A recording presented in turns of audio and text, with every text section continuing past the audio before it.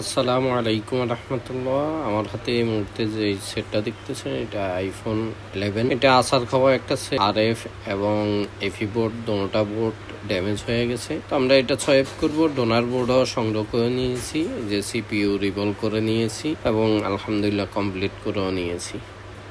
রাত 2টা বাজে, যে মার্কেটের সব কিছু বন্ধ। তো এই সেটটা সোয়াইপ করলাম। এটা এফি বোর্ড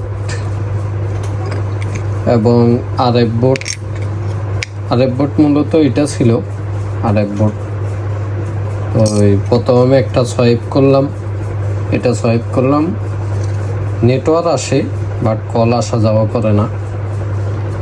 পরে আবার এখন যেটা লাগানো আছে এটা সোয়াইপ করলাম, আলহামদুলিল্লাহ এখন নেটওয়ার্ক আছে, কল আসা যাওয়া করে। এই যে 4G